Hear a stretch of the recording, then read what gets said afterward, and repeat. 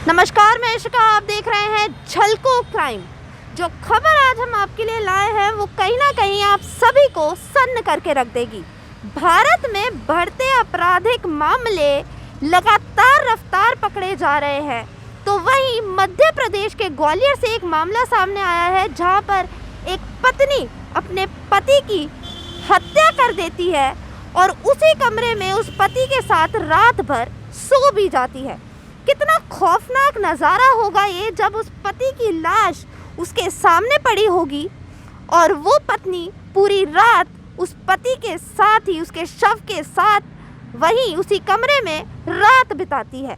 ये पूरा मामला ग्वालियर का बताया जा रहा है, जहां पर एक पत्नी का प्रेम प्रसंग का मामला ये सामने आया है। लव ट्रायंगल का मामला ये है जहां एक पत्नी ने अपने प्रेमी के साथ मिलकर अपने पति की हत्या कर दी। जी हाँ, उसका गला दबाकर उसकी हत्या कर दी गई। दरअसल जब चिन्नौर की पुलिस से वहां जाना तो उनका मानना ये था कि सितंबर महीने की ये घटना पूरी बताई जा रही है, जहां पर उनको एक नज़दीकी नहर में एक लाश मिली थी जिसका पोस्टमार्टम आगे कराया गया। तो इसकी पुष्टि पोषण सिंह रावत के नाम से हुई है। ये इस व्यक्ति का नाम पोषण सिंह रावत बताया जा रहा है और आगे जब इसकी जांच शुरू हुई तो इस पूरे मामले की परते दर परत खुलती गई और मालूम चला कि अपने पति की गुमशुदगी की रिपोर्ट दर्ज कराई थी और उसके बाद से ही वो अपने प्रेमी संग रहने लग गई थी।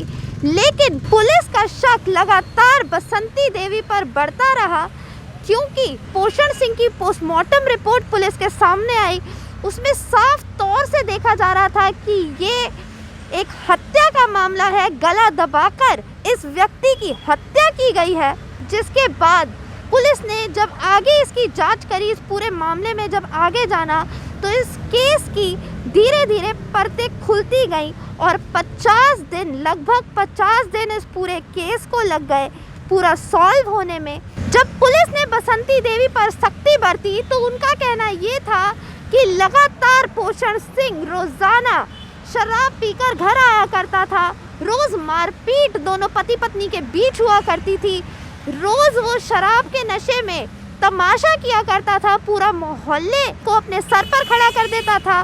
कभी भी ऐसा एक रात नहीं गई जहां पर इन दोनों की लड़ाई का मामला सामने ना आया हो। पुलिस के सामने बसंती देवी ने ये बयान दिया कि जब लगातार लड़ाइयाँ पोषण सिंह से उसकी बढ़ती गईं तो मनीष रावत नाम के व्यक्ति से उसकी आंखें चार हो गईं, उसे उससे प्यार हो गया और ये पूरा मामला एक लव ट्रायंगल का उस दौरान रूप ले चुका था। उसके बाद मनीष रावत नाम के इस व्यक्ति ने बसंती देवी के साथ मिलकर 4 सितंबर तारीख बताई जा रही है जब दोनों ने मिलकर बसंती देवी के पति पोषण सिंह रावत की हत्या कर दी।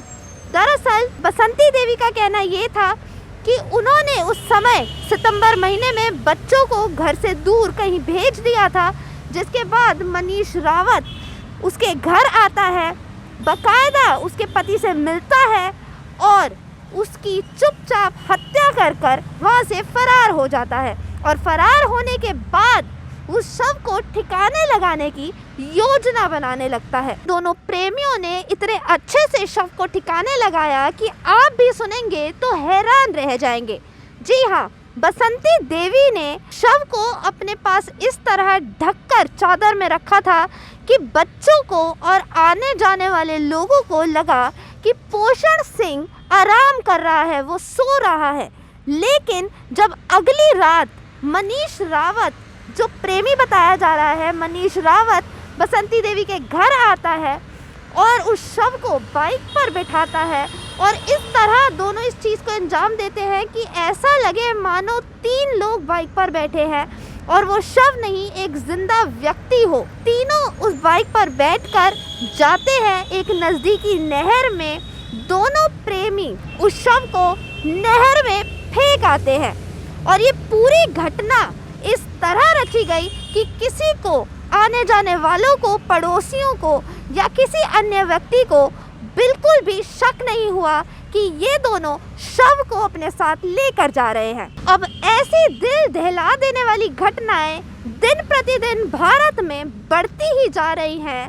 अब देखने वाली बात ये होगी कि ऐसे मामले जब लगातार भारत में सामने आ रहे हैं और लगातार क्राइम रेट में वृद्धि होती जा रही है, तो क्या सरकारें इस पे ठोस कदम उठाती हैं या अभी भी सरकारें हाथ पर हाथ धरे यूं ही बैठी रहती। मैं इशिका, झलको क्राइम।